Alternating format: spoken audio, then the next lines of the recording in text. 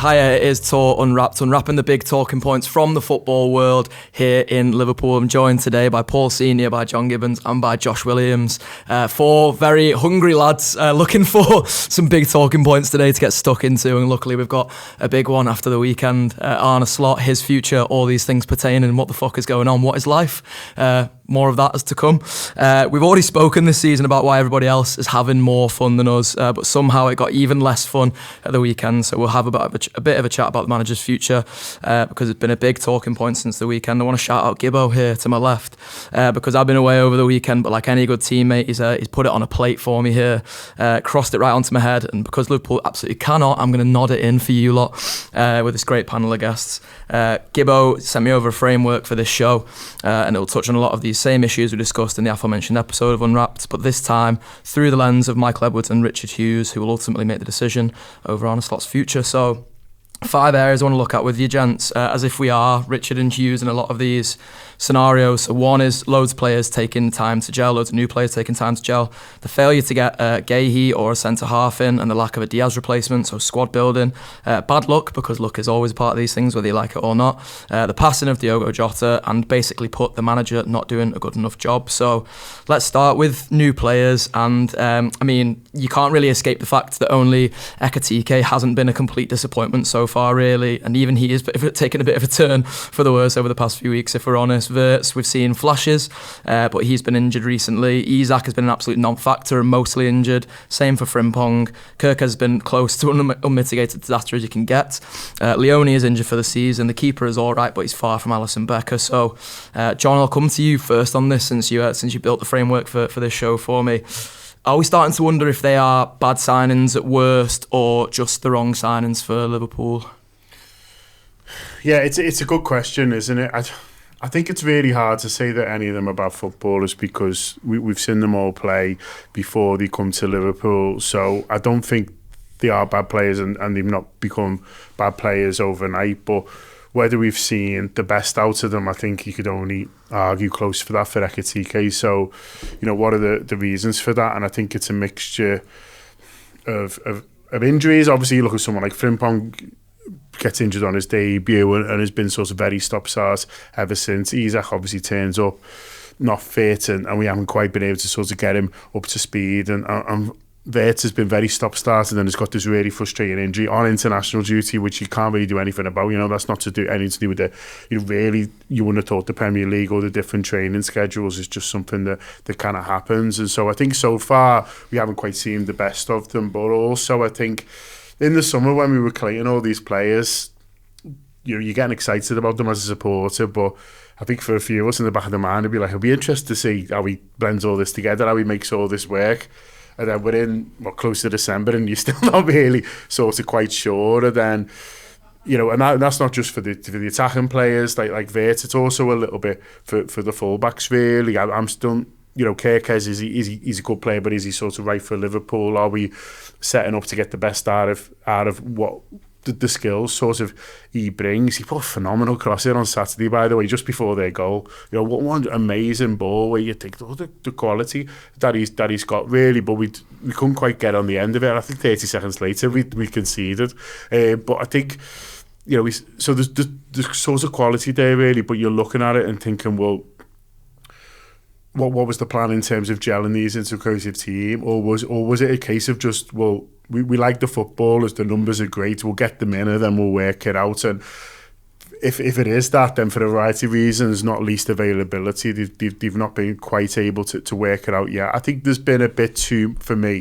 little bit too much of a keenness almost to get them in. I think, I know there's a lot of them and I know we've spent a lot of money and maybe the manager's thinking, well, I'll bed them in now and then by the second half of the season they'll be right. But I think Isak in particular, there was far too much of a rush to get him in the team when you had Ekitike playing. I think at one point he plays 5 Liverpool games in a row from nowhere, which I didn't really sort of understand. I think Kirkes could have been a bit more in and out, it felt, with sort of Robertson and then even sort of Wirtz really. I think he's dropped out a little bit recently, but that could have sort of been done earlier, and so could we have integrated them a little bit more that way? I don't know, but I'm not writing them off yet individually, but you are starting to think, well, where they're the right players for what we want to do. Bear in mind, we're not quite sure what we want to do because you haven't seen it. And can we still see the method behind the madness? I'll come to you on this one, Paul, for recruiting the lads that we did, because it feels like we've gone so far away from what worked so well for us last season. And I'm not sort of having that it was Klopp's team, and because like Slot came in and clearly implemented his own tactics, but it feels like a lot of the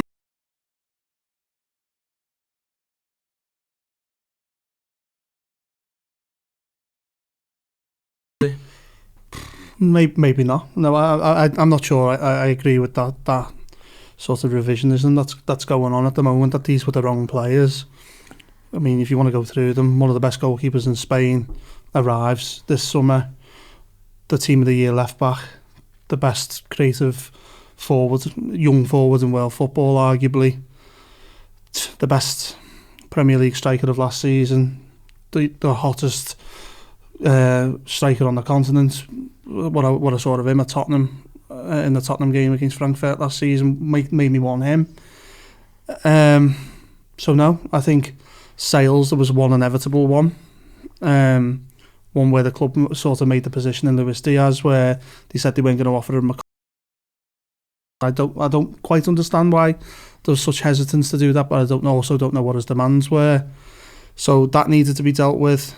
Obviously, I know we're going to speak about it, but Diogo Jota dying can't be planned for. Everyone wanted to see the back of Darwin Núñez. Again, I've seen some wild revisionism about that this weekend as well. So, no, I don't agree with any of the players being the wrong choices, quite frankly. I'd have moved hell on earth to sign Alexander Isak, because I literally watched him play football, and as far as I'm concerned, he is in the top two strikers in the Premier League still. Not yet, not at Liverpool yet. And I think the big issue that we've got now is that we don't play any of the footballers to their strengths that we bought, and that's sort of where I've arrived at, and maybe why, after watching the game, I mean, I did an Anfield Wrap show on Friday afternoon, and I think my opinion on where I'm at now versus where I was on Friday afternoon has wholly changed just because of what I saw on Saturday. And I don't think that's me. I would have been the staunchest of defenders of the manager coming into the weekend, and now I'm not saying that I'm fully Slot out, I'm not, but he's making mistakes. And as you know, you listen to the likes of Rory Jennings or whatever, they're talking about this fellow's the governor. I agreed with that wholeheartedly, but some of the decisions he's made in terms of tactically, which I thought he was the most refreshing breath of fresh air tactician I'd seen in a long, long time. How he's played some of these footballers for me is just mind-boggling. For someone who I would say is a smart man who made some decisions in games last season, in-game, and obviously in his setup as well, that won Liverpool the title. You know, you start the show by saying some people have said, well, it was Klopp's team. Well, Ryan Gravenberch wasn't a 6, Luis Diaz wasn't a 9. You know, there's a lot of things we can go, well, no, he played Trent in a more traditional way, he stopped inverting him. There's a lot of things that Arne Slot did a lot better than Jurgen Klopp did with the same team, literally the same team. And but what I'm seeing this season, it's almost like a different fella's in charge, and that's what's worrying me coming into this show. And do you think there's something in like the specific profile of these players, Josh? Because that's the thing that I think is probably worrying me, like with the sort of benefit, as Paul mentions there, of revisionism, is how like it feels like we've come so far away from the profile of players that we had, and in some ways that was a good thing. Like, I'm not going to sit here and act like I loved the profile of Darwin Núñez, the ideal profile of Darwin Núñez that was in your head, like the sort of utopian Darwin Núñez was a very good profile, but then I couldn't say that was so far removed from, you know, what I would expect from Ekitike this season so far, for example. But it feels like with a couple of these players, like the profiles are so far away from what we had before that maybe like coming into the season we should have just expected us being a little bit shit, and could we accept that as fans, that it might have just been a little bit shit or looked a little bit shit for a while because we'd gone so far away from things that were working, you know, for one reason or another last season, to completely different footballers effectively. Yeah, I think the recruitment is the biggest problem for me. As mad as that sounds, because we've signed a few worldies in there, but I think if you look at them together as a collective, it was always going to be weird. It was always going to be tricky. Like what you've done to the squad, the surgery that you've conducted, has taken the squad in a specific direction to make it, and it's almost really difficult to manage now. I think in a weird sort of way. Like you've lost Luis Diaz, right, left winger, and you've went and signed 2 number 9s. So that in itself has added quite a weird dynamic to the squad where both number 9s are really expensive. The cheaper one is playing better than the more expensive one. At right back, Trent goes, and rather than getting in even a vaguely comparable profile, you go towards a road runner who's been injured all season anyway, but even if he wins, it's a completely different, it's a complete style shift. Yeah. You think Szoboszlai is upgradable, so you get in Florian Wirtz. And this is hindsight, obviously, when it comes to like the individual ability of each player is top. And if Liverpool would have signed one of these here and there or whatever, it would have worked. It would have looked pretty good probably. But I think as a collective, I do think it's a difficult group to manage. And what Paul says there about like Slot looking like a different fella, you are left asking yourself that, but at the same time, he's not. It's the same fella that won the league last season, same fella that looked cool and composed every single week. So you got to ask yourself what's changed. And for me, it's 2 things that have changed. Number 1, the stylistic nature of the league. I think it's gone a little bit more direct, a little bit more set pieces, long throws and that. Liverpool have gone the other way. And I think the squad's changed, as I've just touched on before. I think the squad now, if you look at it really, he's realistically got 2 centre-halves, really. Leone's out for the season. Gomez, I think he said in his post-match press that hasn't trained all week. People were calling for Gomez to play. He didn't train all week, despite not even playing. So I don't even think you can count Gomez, to be honest. He hasn't got a right back. So he plays Szoboszlai there. It looks good for half an hour. Then we concede from a set piece. Arne Slot doesn't coach set pieces. That's Adam Briggs' job. So you've got to play some sort of right back there. Szoboszlai does reasonably well there, but then we concede and people start just blaming that as a thing, even though we played well with it in the first half an hour. Wirtz is injured. He's getting up to fitness. You've got one left winger really in Gakpo, and then the backup's a kid. So there's lots of tons of things in there that are adding to it. Like, but I do think I think the headline issue for me is the direction you've taken the squad has now made you've gone from a deep, balanced squad to a less deep, unbalanced squad, in my opinion, with loads of belted individuals scattered in there. So, yeah, that's my analysis of the main. And that's sort of where I was coming from with the thing is the list I sent you really is that, you know, the 5 things that you read out, Josh, I think we'd all agree that they're all having some influence, yeah. But it's where you think of bigger ones, you know. So Paul's talked about individual decisions, which we'd all agree could be better, you know, being a factor, and then Josh is making a stronger argument for the makeup of the squad, and I think that's where when I'm thinking about, well, is it the right time to sort of change the manager? I think before that, you almost have to decide, well, where does the bigger element of the blame lie for sort of where we are? Because if Josh is right, then, well, that squad was built by Richard Hughes, by Michael Edwards, and Arne Slot. It would have had some sort of input. I'm sure he signed off every player. I'm sure he said, yeah, thumbs up, get me one of the best strikers in the league and stuff like that. But I think if the issue with the 5 is a combination of 1 and 2, so it's a combination of who you've bought and also that who you haven't bought.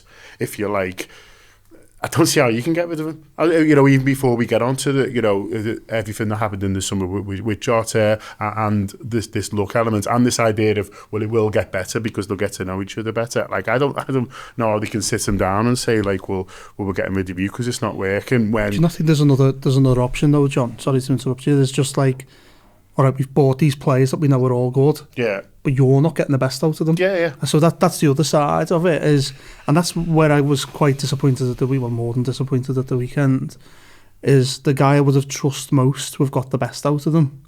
Looks like he hasn't got a clue what to do with them, and I think that's the hardest pill to swallow from the weekend is this super tactician that I'm talking about, the governor.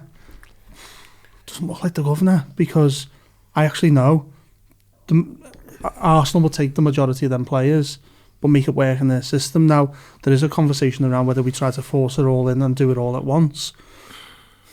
But then I think of Kerkez as an overlapping fullback. But then you've got a left winger who's cutting in all sides and just completely ignoring the fact he's doing that. And when you've got Wirtz there, he plays them underlapping, and I'm just going, oh, this doesn't make any sense. Like, what are we doing? And then in McAllister and Wirtz, the only time it's looked like it's worked together when they're not standing on each other's toes is where he's played Wirtz as a left winger. But in that game, we played as a counter-pressing side, almost set up like a Jurgen Klopp team for me in the Villa game and the Real Madrid game. We go to Man City at the weekend, we don't counter-press. We don't play that way at all. He also had the blueprint from last season of how to beat Man City at Man City, and we don't play at all like that either. So it was Szoboszlai and Jones, it's like 2 10s, wasn't it, with Salah and Gakpo off the sides. Wiped the floor with them that day. And then this year, I know you've changed it, but you've got to get points on the board. It's a little bit where like Ruben Amorim was, where, you know, that might be a system, mate, but you're still the manager of Man United, you've still got to get some points. So you get your idea can be implemented at times, but maybe when you go on the Etihad, you just have to change your idea and go and get some points, not get beat. And from that, you might get a win. You get that header that should have stood. All right, well, you've had your warning there. It's not working. Change it at half time. Make it work. Walk away with a point. There's been a completely different atmosphere around the club. So there's a little bit of lack of pragmatism, I think, from the manager, where it's going, all right, well, I'm just going to try this again. But Arne, it's not working. And this, I think Amorim's the best example of a manager, maybe, where I can go, well, all right, I know that's what you want it to look like, but we know by playing a little bit like you played last year in 2 games against Villa and Real Madrid, 2 teams that were in really good form going into the game as well, that you beat them.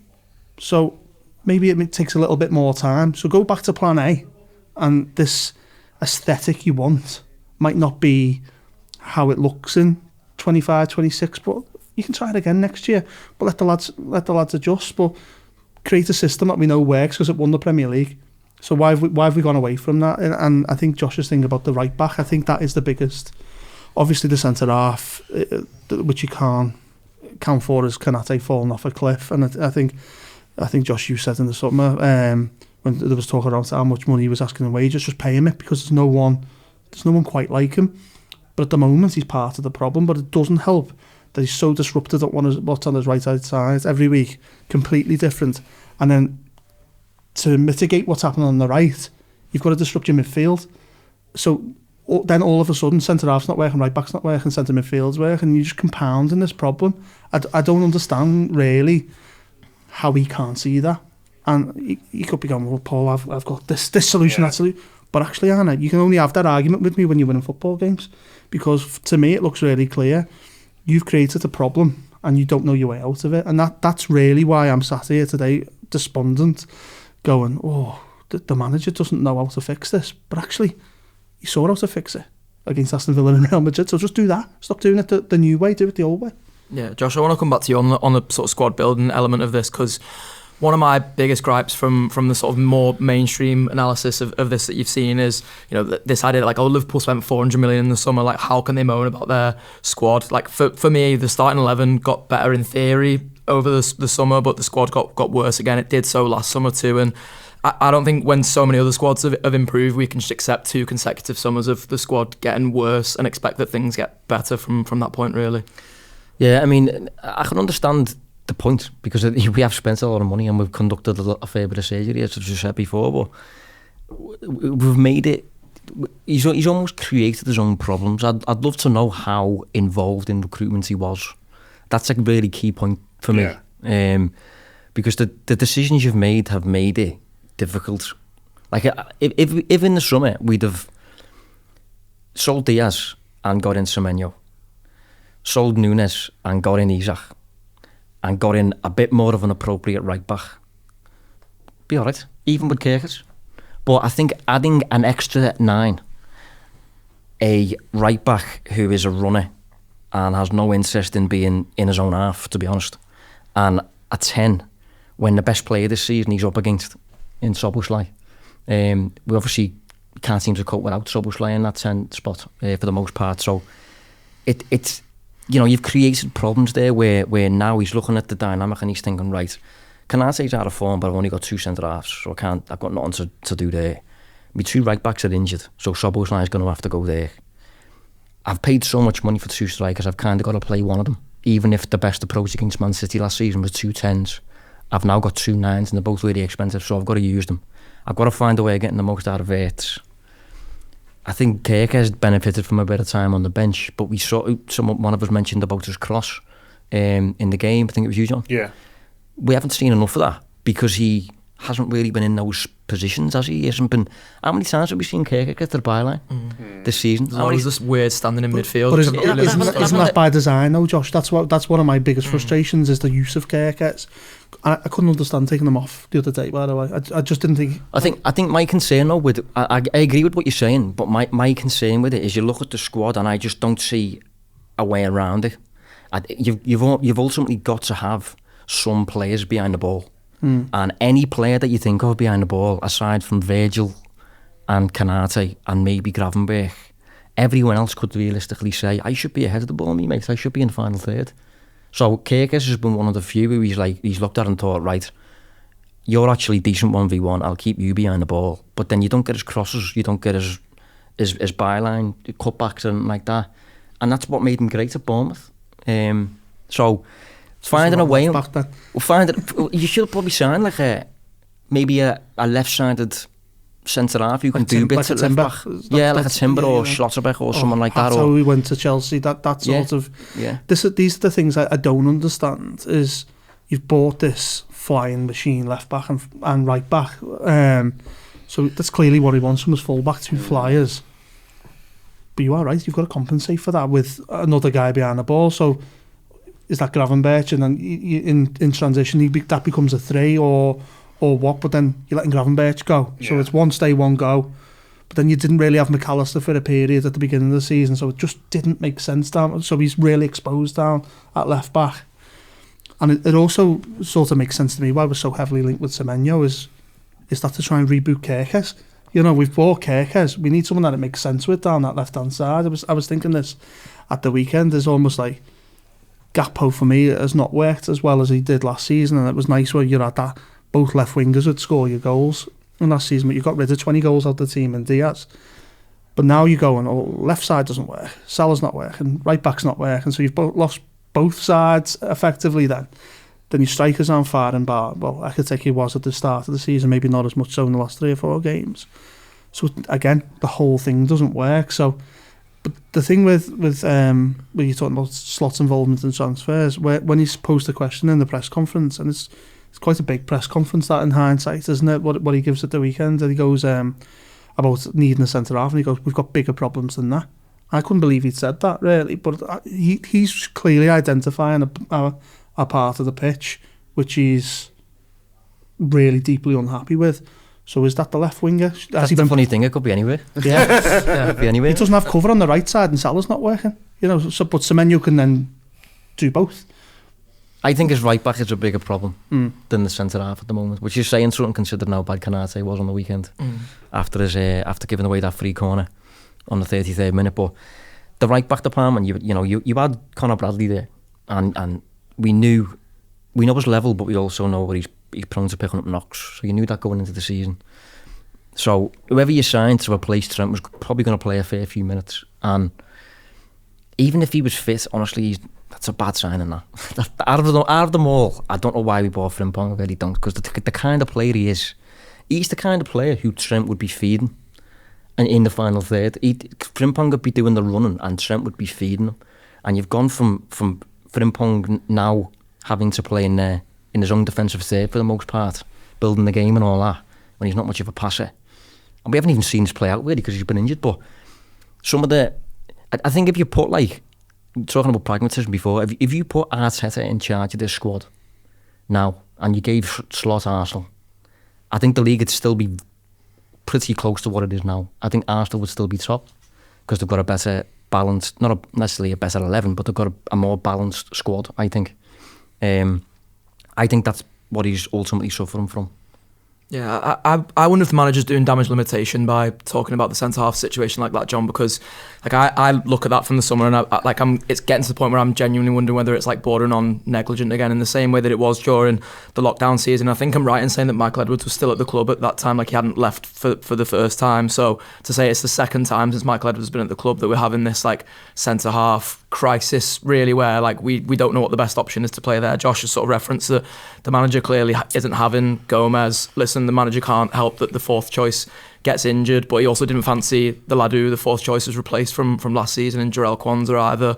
The option below that is Reece Williams, which again, we're just back at 2021 if we're looking even close to doing that again. So like, there's hard lines around the Mark Gay thing, of course there is, to an extent, because you don't anticipate that Palace are going to change that late. But then even like to the point of, you know, Paul mentioning Hato, like if they were even remotely worried there was a percentage that they wouldn't get Mark Gay, like why has nobody else come in? Because this Kanate situation is clearly like not going anywhere in terms of his form, but then also his long-term future at the club, which most of us believe is elsewhere anyway.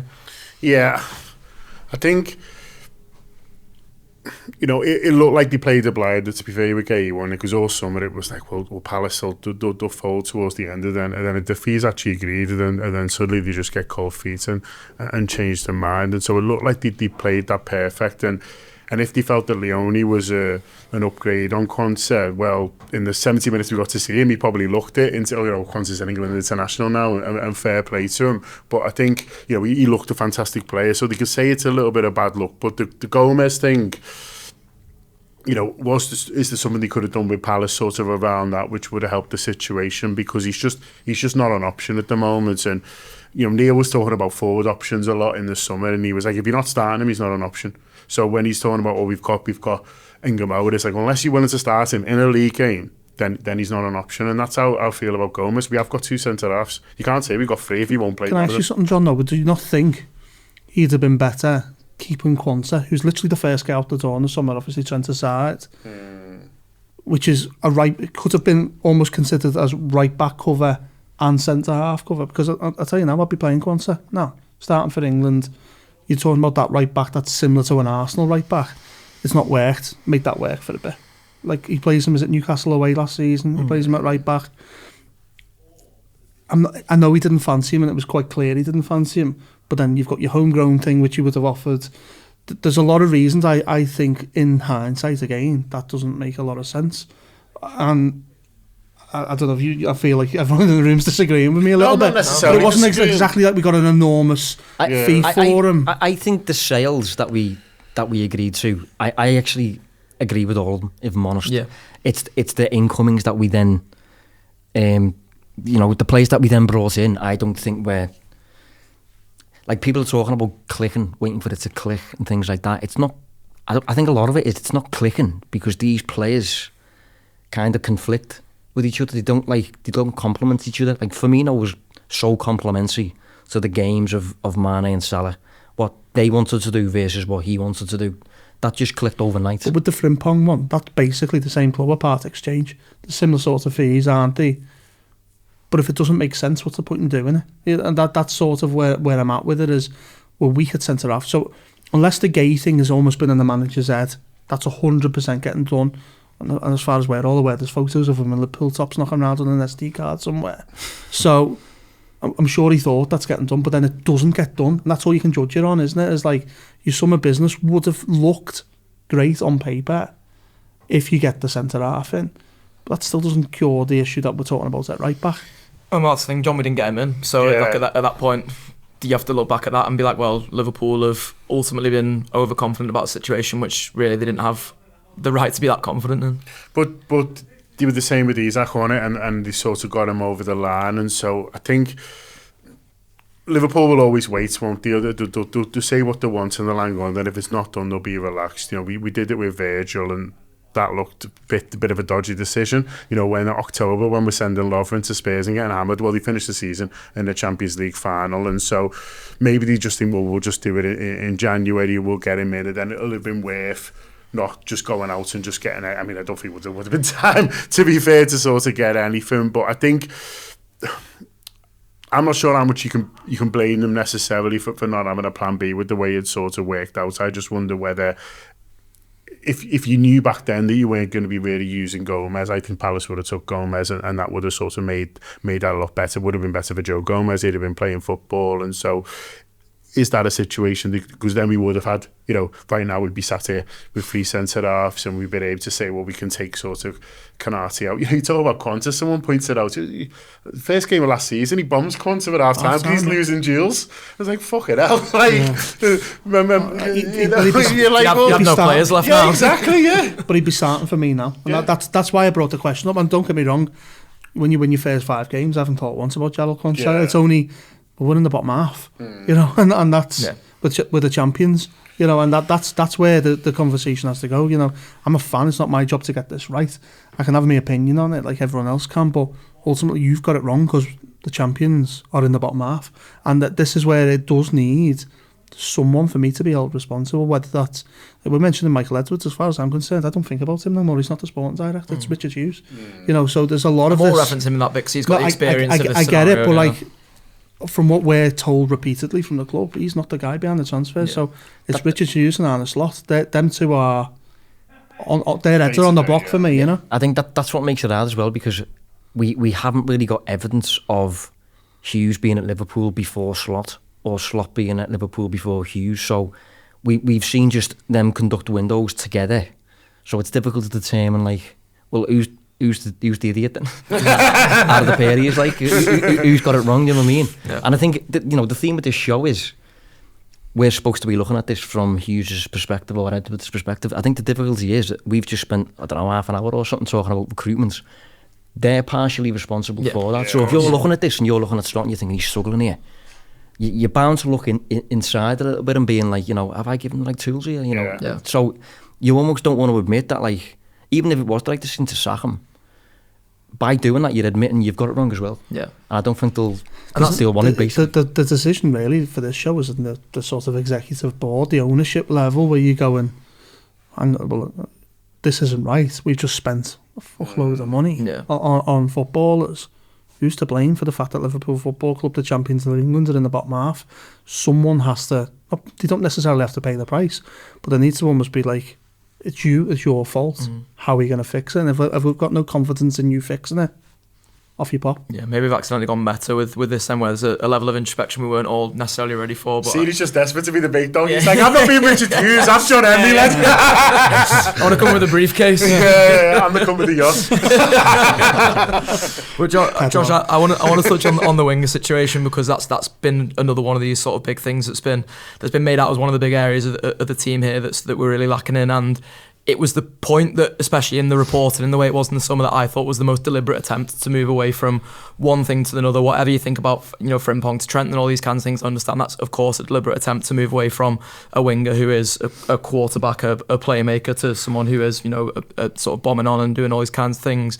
I wonder how much of that was actually to save, in theory, what Konate was having to do at the first half of last season, where your quarterback was playing so high up the pitch that Konate was basically a right back as well, and that's where I think Kwanzaa struggled, because Paul's brought up him too. So I want to touch on this winger situation, because the reporting in the summer was, well, Diaz has gone now, so Liverpool can go and sign Wirtz, and Wirtz is not Luis Diaz. They're not even the same position on the pitch, never mind the same profile of player. They don't play the same roles, they don't play in the same areas. Ekatike, and the reporting around him was, well, he's a versatile forward, so they're not worried about bringing in Isak because he'll play in more positions, just number 9. We've only seen him play number 9 so far this season, so that's again another area where I'm looking at it. And if I'm being introspective and met about this, Richard Hughes and Michael Edwards wondering, less so Michael Edwards, more so Richard Hughes, I guess, and Arne Slot in this scenario going, well, why did we allow that to happen, where we're still actually playing with a nominal winger, and it's been Cody Gakpo so far this season. And I don't think Gakpo's been, on the whole, that bad. He's been fine, but we need better than fine for everything that's happened this season. We're facing adversity, and I don't think Cody Gakpo is a footballer for me that I want to go in the trenches with, to be honest. And I would argue that Florian Wirtz has not been that either so far. Yeah, he's annoying, Gakpo, don't he? He's something about him's annoying, mate, Christ. But yeah, then wide areas, when Slot was a Feyenoord, that's what he does basically. He platforms his wide players. And he did it at Feyenoord with Minter and players like that. They end up showing up really well and they get moves on the back of it. And he comes to England, and the first season with Salah explodes. That's not a coincidence. He's good at platform wide players, and he does it with Diaz on the opposite side. If Diaz ultimately wanted to go, which is the word, sound. We've had a good few years of him. He was 28 or something. We got something like 70 million for him. That's a good deal. It's the replacement. What you've done since, that's the problem. And what you've done since is give Gakpo the shirt unequivocally. Promoted a kid who you're reluctant to play from the off. You could have given him minutes in a bit of a different way rather than just like viewing him as a second choice immediately like that. Because if you look at Gakpo now on one side and Salah on the other side, suddenly they don't look like slot wide players really. They don't look like particularly quick. They don't look particularly good on the dribble. Easily managed, physically out muscled a lot of the time, and I'm including 6'4" Cody Gakpo in that, by the way. So yeah, and using with Wirtz, right? I'm a huge fan of Wirtz, and I was a huge fan of Wirtz as well when we bought him. But I am increasingly of the belief that I'm not sure we should have bought him, to be honest, just because of the need. I'm not sure the need was there. Szoboszlai was fine where he was, and he was really crucial where he was as well. You spent 100 million on this player, and he now can't have that spot, and he's completing for the left with Ekitike now, and with Gakpo, and with the kid as well coming through. Semenyo's going to potentially be added to the list as well. So yeah, you can't just buy players because they're good. You got to have a need for them, and I'm not more and more looking at rates. I'm not really sure why Liverpool. Where do you think you bought him for? This is the thing I've always been confused about, because when you speak before about Ekitike, there's never once I've gone, he looks like a forward who play off the left. So you can drift left and drift right as a forward, but I've never thought of him as he's like a Leao sort of player who can play through the middle and play on the left. Never sort of seen him in that way. He looks much better when he's number 9, but that's where Alexander Isak plays. So, and I'm all right if you're going to go, it's just one of two, and you've just got 2 really good ones, and one, I'm convinced both of them will become really good.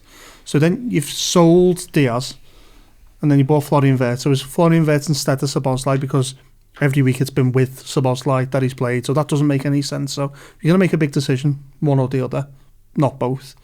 So then you've got McAllister and Gravenberch in your midfield. So if that's fixed, McAllister is in and out for Jones. McAllister, fitness-wise, has been an issue. Gets that, comes out after Tottenham, doesn't play again for the rest of the season, doesn't come back to pre-season when we expect. And we've never really quite understood what's going on there.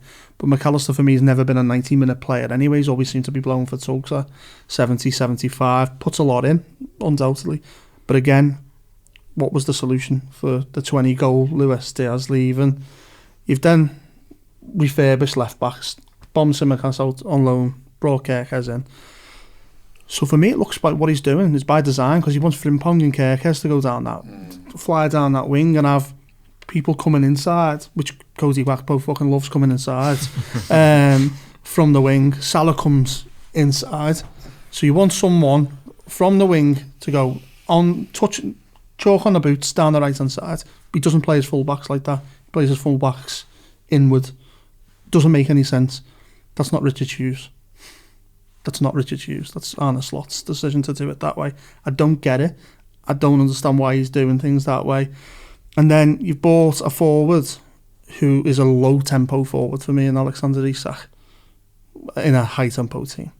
I don't get it. Again, there's forwards out there and he's a fucking good one. But the manager is playing... You couldn't counter-press like you did against Aston Villa and Real Madrid with Alexander Isak. He's not going to do it. I was watching him at the weekend going, you're really passive. And that's sound, because centre-forwards like that, the ball drops, bang, goal. And I'm all right with forwards like that. But in Jota, you sort of had the ball drops, goal, and the work rate that went with it. You know, he didn't contribute much until he scored, but he'd legged the arse off someone, quite frankly. And I'm watching Isak going, do something. And he's not completely fit. But then again, Arne Slot, it's your choice to play him. Why not play Ekitike? I know he's just played for France, but Liverpool are at home and need to win. Do what it does to get the result. You've got PSV in the week. Play Isak then. I don't get his decision making. And I coming into the weekend, no one knew Florian Wirtz and Conor Bradley was injured, as far as I'm concerned, until the press conference. So we don't know what's going on in Kirby. But some of the stuff just doesn't make sense. I just don't get it.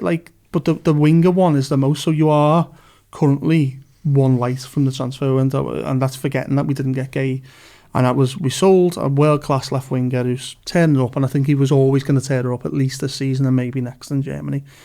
But Liverpool had doubts around Luis Diaz, and I agree with Josh. You should have sold him. It was a great price. They also tried to buy Cody Gakpo.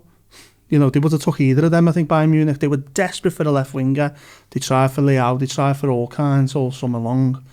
And it got to a point where they were almost putting a fucking missing left winger side outside the Allianz. They wanted anyone who was a world-class left winger in the summer. And Liverpool have gone, yeah, all right, we'll take your money for Diaz. But again, it looks like you sold the wrong one currently. So what was the issue with Diaz? These are all the things that we can't quite fathom. He was the better one of the two. Sometimes you play them both together. I just don't. I'm very confused with the thought processes. But I think Bayern are fortunate that they've fell into that, because they wanted Wirtz initially, and they've ended up getting Luis Diaz, who was perfect for what they really needed, and they've ended up flying this season because they've actually addressed the need that was there with a player who fits the need and fills it. Do you think that works as well, though? Because Kane almost plays like a turbo Firmino. Like, he drops off, and Elise and Diaz can play narrower, i.e. like Liverpool did. But the business Liverpool have done, by contrast, is the kind of business you would do where you're looking at something and thinking, that's broken, that needs fixing. And it weren't broken, they just won the league. Yeah. So you didn't need to, like, restart with 2 9s and flying fullbacks and all that. I just don't... I think it's been an unnecessary amount of change. I think the PSG game truly blew his head, because we arrived in a week where he's got to play Newcastle and PSG twice. I'm pretty sure I'm right in saying that. Yeah. And he's gone, I've got a big problem here with squad depth. So what I've gone and done is, instead of what Arsenal did and what Liverpool did, because Arsenal had a problem with squad depth, is Liverpool went and bought first choice players, and Arsenal, Gyökeres aside and Zubimendi, went and bought second choice players. So they bought a goalkeeper, they bought Norgard, they bought Zubimendi, who comes in and strengthens the midfield. But then you see a little bit less than Ranieri, you've seen a bit less of Miles Skelly. Saka was injured, obviously Saka's fit now, the sound there, but they bought cover everywhere to make sure that... And even Eze probably wouldn't have played at the weekend if everyone was fit. Yeah. And then Eze is their big marquee signing. Well, him and Gyökeres, but Eze's the marquee signing for the summer. And what they did is what, for me, is what Liverpool did, because Liverpool's title-winning performance is built on stability, longevity, players knowing each other, ingrained system. Identity across the club was so clear. And yet we win the league last season, and then we decide, actually, we need a new game plan, where spot on. We don't at all. So Arsenal in the summer, no, God, that doesn't make sense. But it's just a like replacement with Partey, because it works. That's the manager's identity. That's how he wants to play. Kepa was some of the best business I thought they could have done. £5 million for a Premier League starting goalkeeper of last season at a team that was doing pretty well in Bournemouth. And then, all right, we're just short of a number 9. I honestly think Arsenal have been better than us for ages, by the way. But the one thing they are, versus what Liverpool are, is stable. You know, if he's out, he's in. And Liverpool were like that last... You know, Arne Slot names the same team. Arne Slot makes 1 change.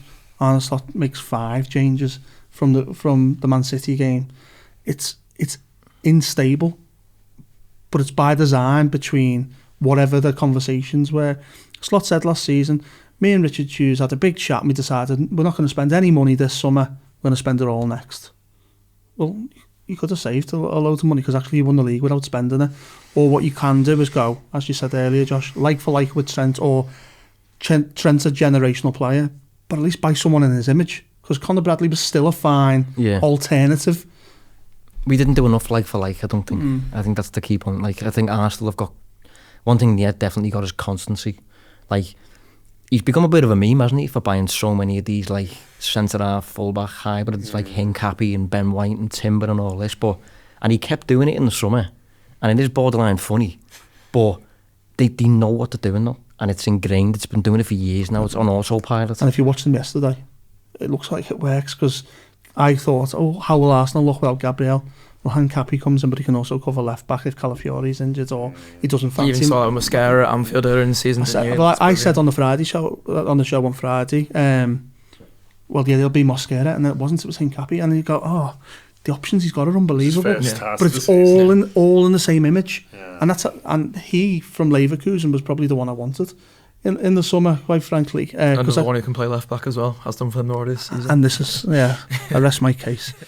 Now, you might have noticed you're getting a little bit more free content this week. That is not a mistake. It is the Anfield Wrap's free week. And we do that to give you a bit more of a sample of what we're up to on the subscription service. So we're previewing every game. We're reviewing every game. You've got the smart people doing tactical analysis. You've got people like me in the pub after we've won, swinging my shirt around your head. Everything that you could want as a Liverpool fan, we have got you covered. So if you're enjoying it this week, we would encourage you to share the journey with us. You download the app, get stuck in, subscribe from there. We'd love to have you. There's also gift subscriptions as well. So if someone asks you what do you want for Christmas, tell them an Anfield Wrap subscription, send them to the shop and you can subscribe that way as well. The choice is yours, but we'd love to have you on board. Up the Reds.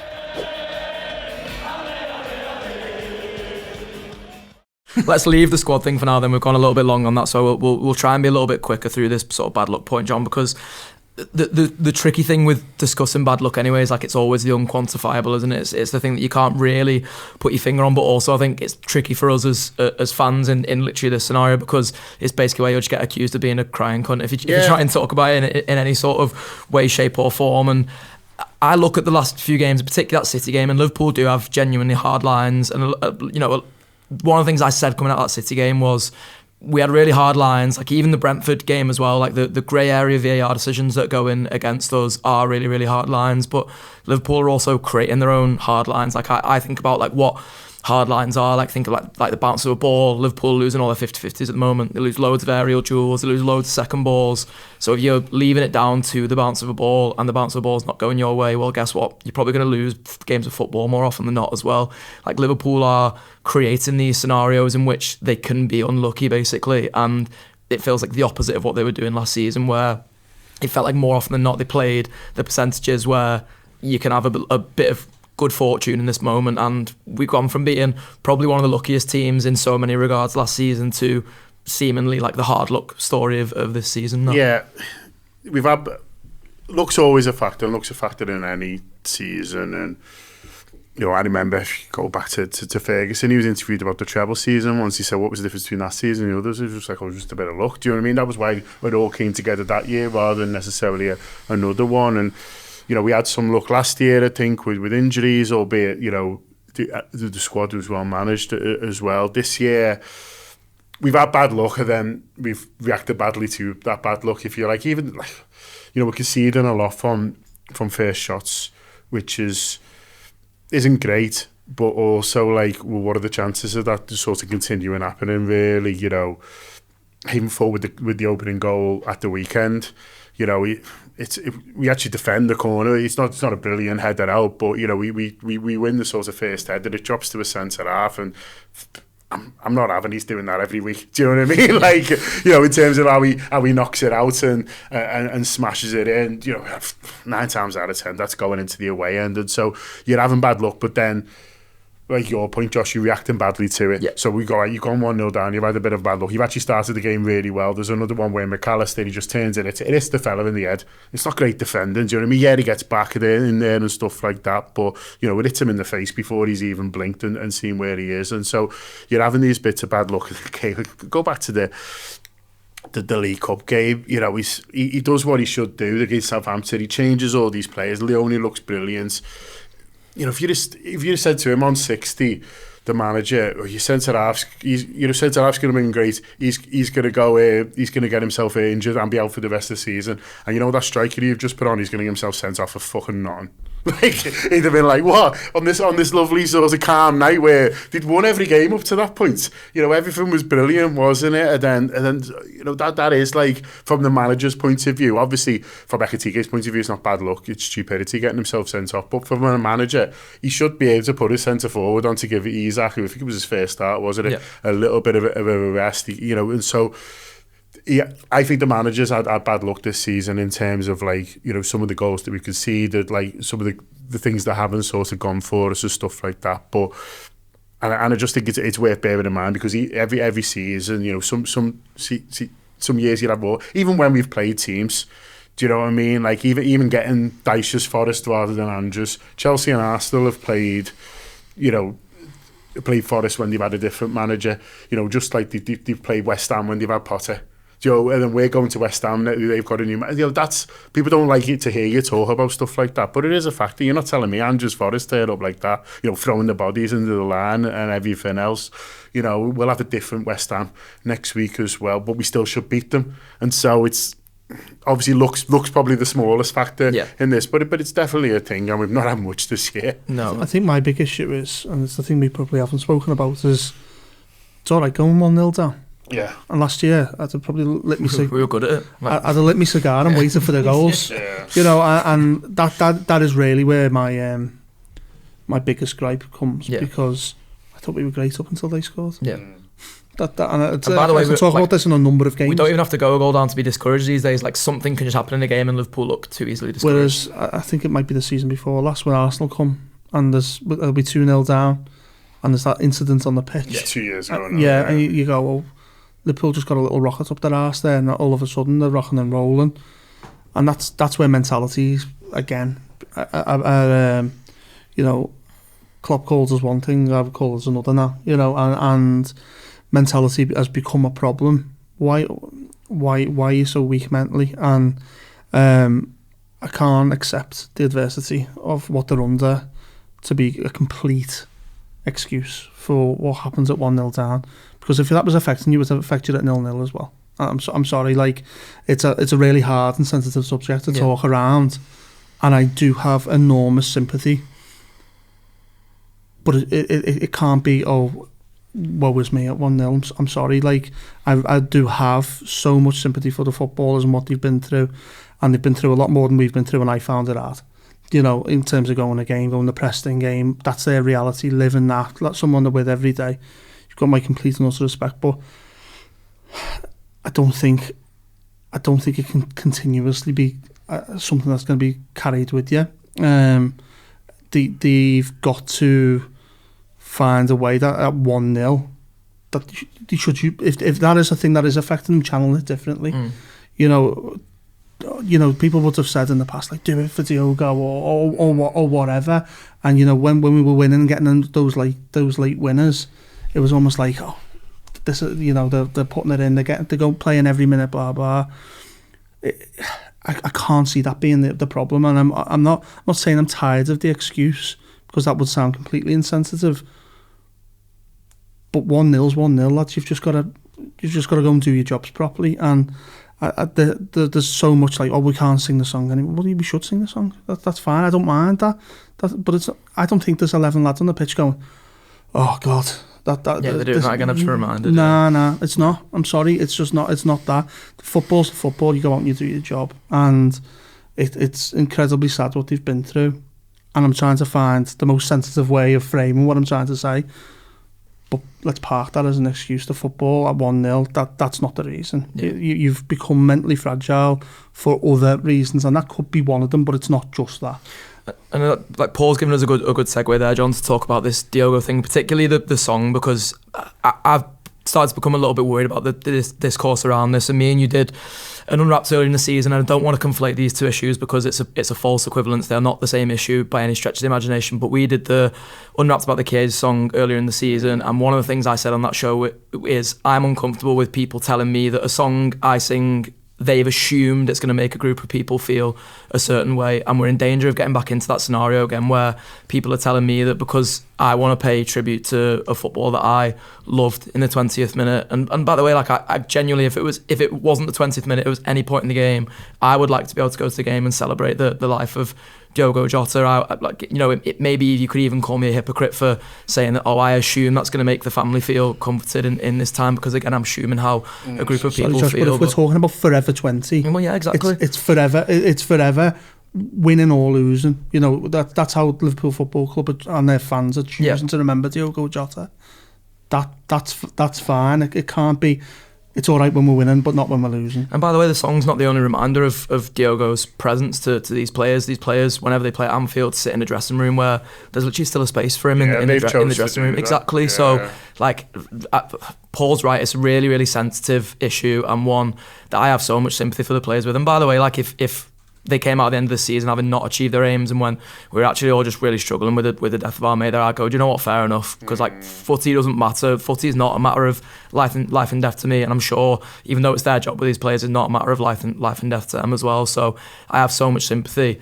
I'm worried now about the discourse around the song becoming just another one of those like crutches to beat us as fans with, rather than like focusing on the real issues that are at hand here. Yeah, I think it needs to be led by the players, and I think, like you say, Josh, everyone would respect, you know, if Virgil wants to come out and say, listen, we know why you're doing it, it's lovely, but it is making it harder for us, so can we all find another way? I think people would listen to that, but they've not done that yet. In fact, they've not even hinted at it. You know, they've not even sort of hinted at it. You know, Virgil's coming out after the game and he's fuming with his teammates. Do you know what I mean? He's not looking for, you know, any other thing. He's just saying they need to start putting it in a lot more. And so we're in danger maybe of creating a bit of a thing around it that, you know, we're presuming how the footballers feel about it, whereas actually, you know, maybe they might quite like it. You know, what if we stopped and then it got to the January and everyone was slaughtering them because we're still 11th or whatever, and they're like, fucking hell, we had it hard, our mates died, they don't give a shit, they don't even sing about him anymore. Like, they could say that. Do you know what I mean? Like, they forgot him after 2 months, but we're still living with it. And so we're all deciding these things really, and deciding without, you know, have a conversation about it. It's not like Virgil's going to come down in there and have a chat, but I think we need to be led by the players. And until then, if people want to sing it, you know, when I hear it in the ground, to be honest with you, I think, how must I feel for his wife sat at home? I bet she's watching Liverpool, she's there with the kids, and we're remembering her husband. And wouldn't that be me? That's what I'm thinking about when I'm singing it. I'm not thinking about... Even when we're shit. Yeah. You know, not in, come rain or shine, Liverpool fans are thinking about... So there's different ways to look at it. You know, do you do it for the what's it mean to the family? What's it mean to the team? What's it mean to just people who just want to sort of remember it? I think it's almost worse if it goes away quietly, to be honest with you, because I think it maybe says to the players out there, like, we're not, whatever about Diogo, we've forgotten that fucking way. Do you know what I mean? If you are criticising them if they're not doing it. And so I think it needs to be something, if it is decided, done together with goodwill and with the players saying, like, listen, and then let's figure out something else. Let's figure out another way. But like you said before, if they're hanging his thing in the dress, I'm not sure if they're still doing that, but assume if they're hanging his thing and it you know, he's there with them. Do you know what I mean? It's not suddenly like they're like, oh yeah, fucking hell, Diogo. It's like it's there with them already, and they've sort of chosen that. And so yeah, let's if it is making people, you know, if people are worried, then I think it needs to be something that's left. I mean, it's not like we won't listen to the captain. Yeah. Do you know what I mean? Like, we would. He's also had full and frank discussions post games after these wins. I've almost felt sorry for Van Dijk. I know he's the captain. He always fronts up, yeah. But every game that we've lost, he's been there. He's done the post-match interview, and he's said we weren't good enough at set pieces in this moment, in that moment. But if he was like, I think earlier on the season, maybe like, we have been through a bit here, like. But not recently. He's not sort of gone, well, listen, the dressing room's still really struggling, blah, blah, blah. We have got, everyone in football's got short memories, and it's really easy to move on from that. But I think if that was really what's going on, I think, you know, you listen to Andy Robertson in the week and he sort of says, I've had a hard week here. Yeah. You know, I think from what I read, he's had another death in the family or something like that. Yeah. So he's had maybe a little bit of emotion in his life. He's been thinking about Diogo, going to the World Cup, whatever. They say it. The one thing I would say about these Liverpool footballers, they'll come out and tell you what they really feel. They've got platforms what they can use to go and say, well, listen, this is how I was feeling today. And Robbo said it better than you could ever have imagined. So I think after the game, I don't think anyone would have gone, oh, that's an excuse from Virgil van Dijk. If that's the way you're feeling, say it. But they haven't, and I think that's what's telling. So you've got to frame Liverpool's form around performances, and I don't want someone saying to me, well, stop singing Diogo because they're losing. Because actually I think that's the most disrespectful thing you could possibly do, is like, if it's forever 20, let's stick at that level. We're going to keep doing it. Just win the football game, lads. That's a completely different conversation. Yeah, another one, I guess the uncomfortable conversations around this, Josh, is this idea of like the resilience, and I completely understand that Liverpool have lacked resilience on the football pitch this season. I think when they're all going through this, and by the way, they will all be grieving in different ways. There's no two players here who will be feeling exactly the same way about Diogo Jota. Even if you're like Hugo Ekitike or someone who's come in, like, you've come into this dressing room that is fractured and broken now, and suddenly when adversity does strike, this is where I probably kind of disagree with what Paul was saying before, really, and you know, with all due respect to you, Paul, and what you were saying in your own sort of grieving journey within this as well. Like, I know whenever I've had to grieve things, like, work has become a lesser priority for me. Like, my resilience to deal with an issue in work, for example, kind of grieving a lot when he was there. Some hamsters died. Genuinely, like, my resilience to deal with something like an issue in work, like going down 1-0 in a football match, suddenly becomes worse because I am just on the whole less resilient because I've had like this sudden like chink in my emotional armour, if you want to call it that. So like, I actually do have some sympathy with the idea like these players might be lacking in a bit of resilience. You see it with Andy Robertson, and like, I would say that Andy Robertson probably has channeled it in the right way with, you know, with what he said with Scotland, where he talked about he was sort of using it as like a motivation to go to the World Cup, because him and Diogo had discussed that last time they didn't go to the World Cup. So he's going to be there thinking about Diogo and channeling that in a positive way. But also, if Andy Robertson came out and Scotland had got beat, for example, and when, I'll be honest, I was crying in my room earlier about my mate, and it meant that when we went 1-0 down, I just felt like my head had completely gone. Like, I would completely understand that as well. Yeah, I think I actually found out today that Liverpool have lost every game in the Premier League this season where they've conceded first, and they've won every game that they've scored first. Shout out Andrew Beasley for that one. But I think generally I am probably less inclined to focus on the mental side than your typical Anfield Wrap contributor, to be honest. I'd like to think I'm a bit colder than that usually. But the Rafa of the contributor roster. But to be honest, even me, I do think lately, I mean, in this Forest game especially, like, they were playing genuinely well for half an hour, and it just completely fell off a cliff. Just a monumental head loss on the back of a setback. And from there, it spiralled, it snowballed, it got worse. And by the end of the game, it's bad. The two we conceded in the second half were awful. People were leaving and all that sort of thing. So I do think, especially in the moments where you have suffered the setback, I do think it's probably playing a part. I also think the lack of evidence that we can come back and get something is playing a part as well. I think mentally you lose that faith. It's been here we go again. Yeah, you lose that belief that we're going to be alright. This has happened before, we'll be sound. But each time it keeps happening, it's not really working. Slot throws on a few attacking players, the shape goes all over the gaff, and you end up losing by more in some cases. You end up looking a bit worse by the end of the game. So, but I do think the mental side of things is definitely playing a part on Liverpool's season so far, and you can put a fair bit of that on Diogo, I'm sure. I think it's interesting that Robbo said what he said after winning the game. Yeah. I think it's probably the kind of thing that as a player you would feel more comfortable referencing in a game where you've succeeded. Whereas if you lose, even if it's massively had a part on your week, you can't really say it because it looks like an excuse. It looks like a cop-out. And if the captain says it as well, players might subconsciously start leaning on that as like, yeah, it's going to be one of them seasons. We're just not going to feel it. So it is difficult, and it's one of them where throughout the season, no matter what happens, it's going to be something that we are just going to have to remember, consider, and stay really delicate towards throughout the season, regardless of whether we're winning or losing. Especially when we're losing, I don't think it's going to be something that the players are going to mention, because they're too professional almost to bring it up. But it probably is playing a part. Like I think it's almost hard to analyse once you're in it. I think there might be a case where in 5 years' time we look back and then go, of course they fucking struggled that year. Do you know what I mean? The mate died in the summer, and you know, obviously they were going to have a tough season after that. But I think you almost need that kind of like step back and that kind of, you know, cold analysis of it. Really, at the moment you're in it and you've just been beat 3-0 at home by a team who were 19th, and you can point to a million things like we all have that are going wrong, and they seem more permanent. And obviously we're emotional themselves. That's why you do it. You know, you work all week and you work hard and you go to watch your football team and you want to sort of escape, and so it's hard to then go, yeah, but you need to think about, you know, this and that. And it's tricky, I think, when you're in the moment, and I think we need to allow ourselves, you know, that really, you know, I brought up once before, I always remember, Josh, we did the documentary, the audio one about Kenny. In 1991, no one was saying Kenny's struggling with Hillsborough here. Do you know what I mean? And then 10 years later, everyone's like, well, of course he was struggling.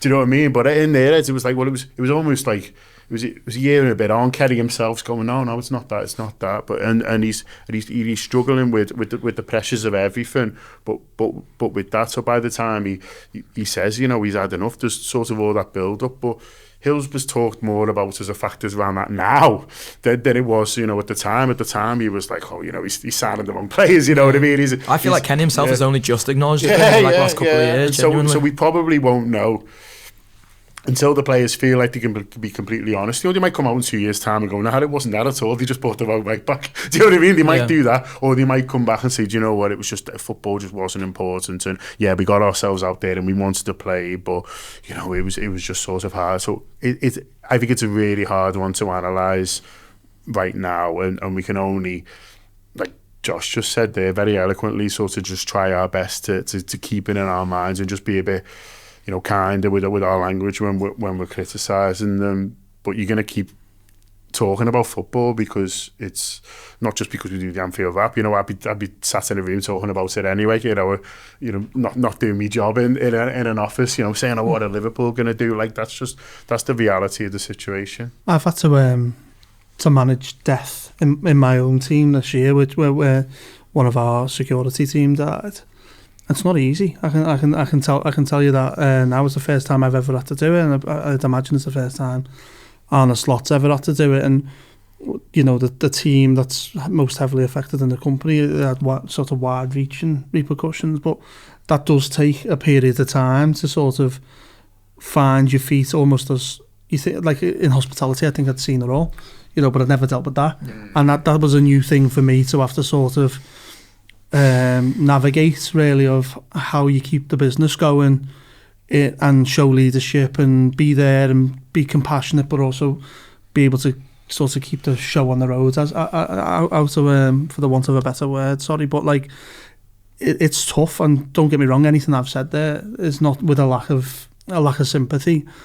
It's just that I know that, you know, you almost have to get to a point where you go with the team, and I know we'll suffer this in our private time, but we've got jobs to do at the same time as well, and it is hard to sort of realign that focus to be like, we're footballers, or we're in hospitality, and we've got to get back to work. And there's a natural slump in emotion that comes from it, and I've seen it and I've had to deal with it, and there's a way to manage that, but I'm sure, like, in time heals, you know, and that's the one thing we all talk about. The member of staff we lost, we still remember it. We've got tributes behind the scenes and whatever, and things we're working on and doing and whatever.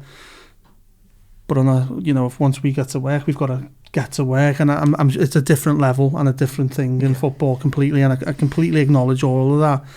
But a team's a team, and you know, when you lose someone, it's hard. But you do have to get to a point where you go, all right, lads, we've got to park this. And what I'm saying is, I'm almost caveating what I've almost said there. Yeah, I understand from a deep and personal level, and that's maybe why I am so like cut and dry about my position on it now. You've got to have sympathy, and I think all of us as football fans have shown that. But we can also talk around the results not being good enough and adversity at 1-0. Liverpool should and could be better in that instance, and that's sort of where they've got to get to. Is we can't just go, well, we're going to let them off the hook necessarily in that point, because you still do have that job to do.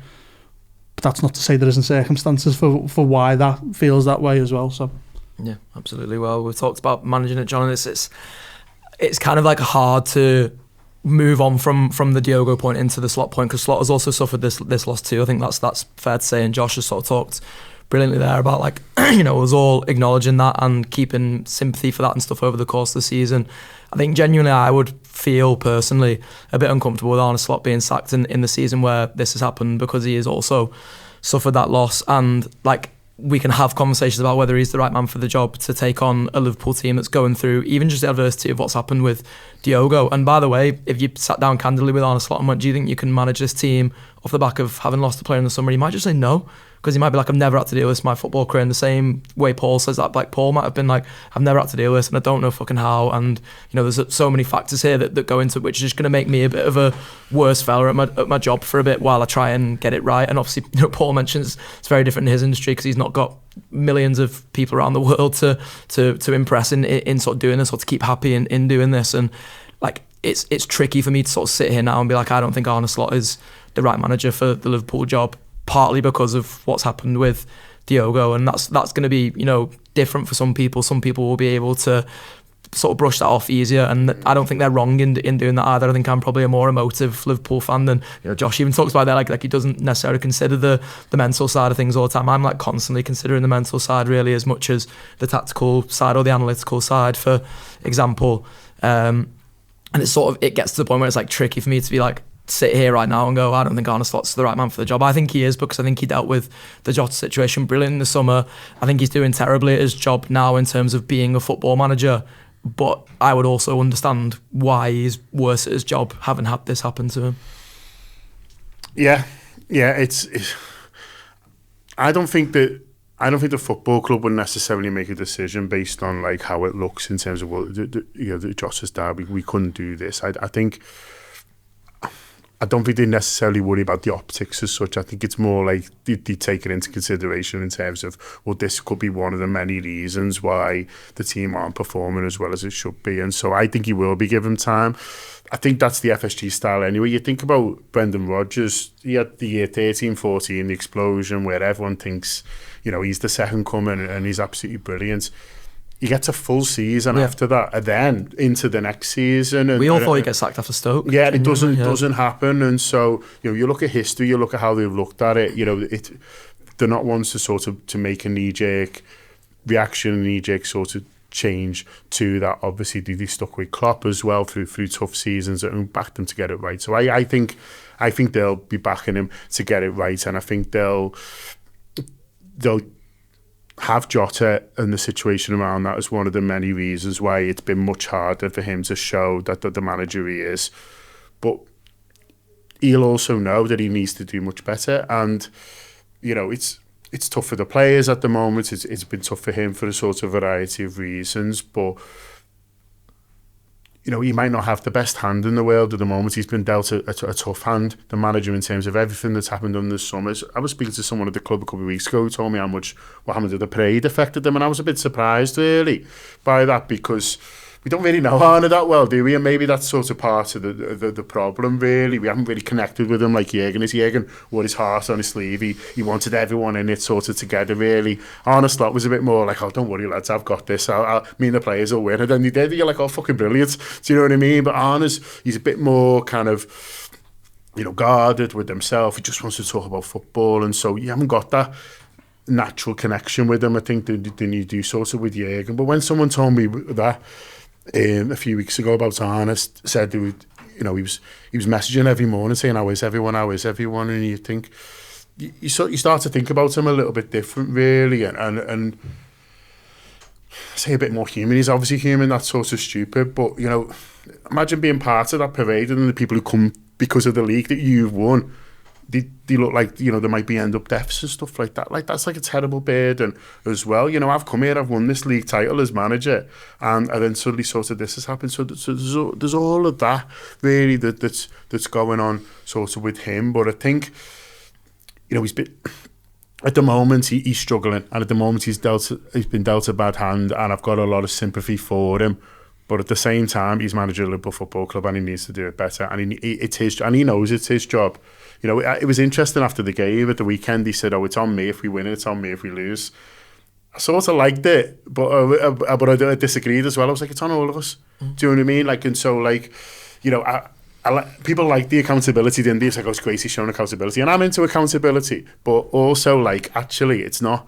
Do you know what I mean? Like, this is Liverpool Football Club. Liverpool Football Club does better when we're all together. And so, like, almost like Arne, like, take a little bit of pressure off yourself. Like, we win together and lose together. So all of us won the league last year. Then all of us need to try and sort this situation out. But I'm glad he's feeling accountability, because he should feel an element of accountability, because, you know, he's working a lot more on this, you know, than we are. We just turn up on a Saturday and try our best to sort of get behind the team. But he does need to find solutions, and it's a bit shit, and it's hard, and he might not have the actual squad in terms of skills that he wants. You know, he's dealing with them, but that's the job as it is now. And you're Liverpool Football Club manager, and he needs to find a way to make it much better, because we can't be getting 3-0 alone against Forest.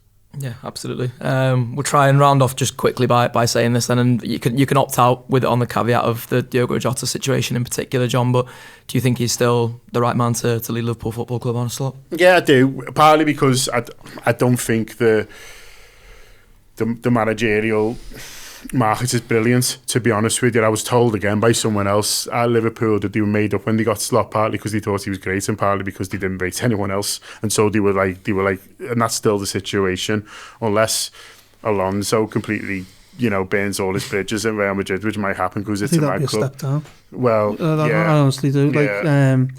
That was the one thing I did do at the weekend, because you know, you've got to look at these things for what they are, and Liverpool are not a bottom half football club, and that's where they position themselves at the moment. So you've got to, you know, anyone who's, it's not my job to plan for the next manager of Liverpool Football Club, but it's partly my job to talk about it. And I think I looked at it and it was sort of, oh God, it is rough out there in terms of availability. And then you've got to go names. Who do you like to look off? So Glasner is a high performer manager at the moment. Not one, not another. He can't really back it up in those terms. That he doesn't play anything like what Liverpool play now. So a couple of the names I thought, oh yeah, they're good. 3-5-2 or whatever, three at the back merchants, which I'm not really for. I don't think that's a Liverpool way. And then you start looking at a few of the names who you would have put alongside Arne Slot pre-Liverpool, where you think FSG would be looking, and you're looking at the likes of Cesc Fabregas, who's at Como, obviously Xabi Alonso, but if Xabi Alonso's not doing it at Real Madrid, I think Liverpool are better. I think we've proved in the last 2 weeks that Liverpool are better than Real Madrid. So at performing, Liverpool are at a higher level. We've beaten Real Madrid twice in two seasons. Is he the fella I'd want to? Well, he tends, from what I know, he knocked us back. So why would we be going and knocking on his door again? I don't think that would be a good. The optics of that would be good. It's a really tough conversation around, okay, if this doesn't get any better, and by the way, it has to get better. You know, and I think that's the thing. The conversation's almost too early for, do you back Arne Slot now?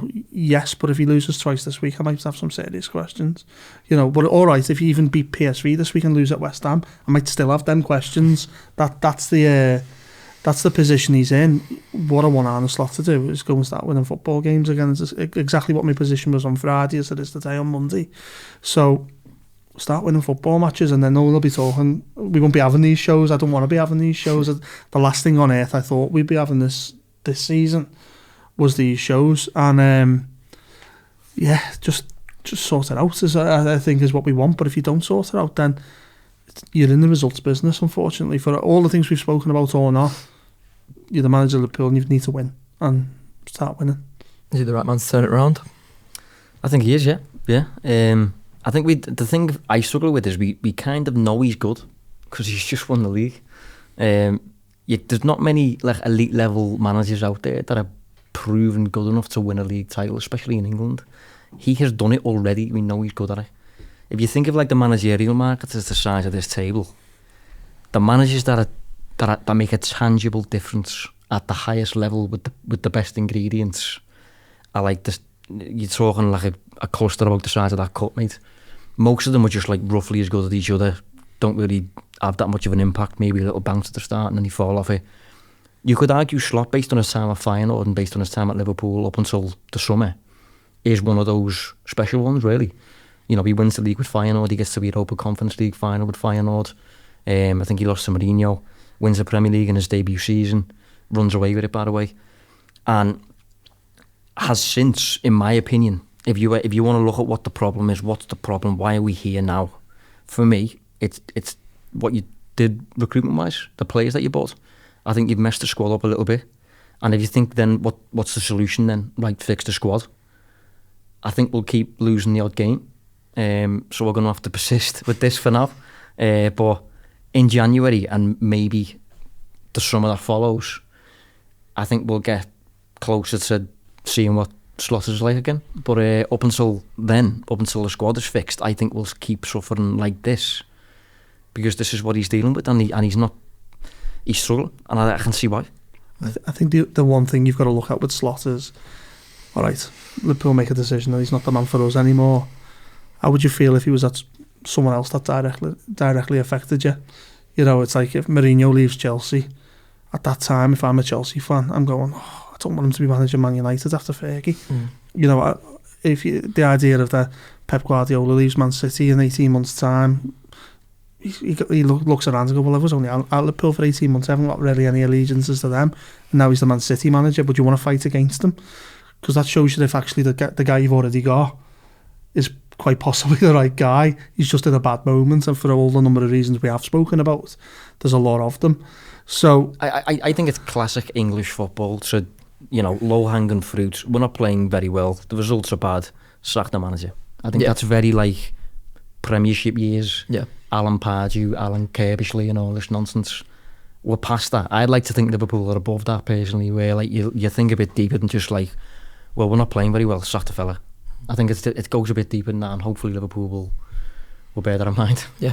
Well, Arne Slot, we've done that today.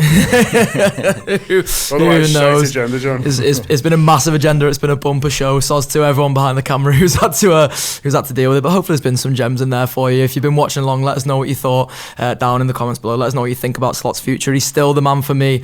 These lot will do for me around the table as well. Up the Reds.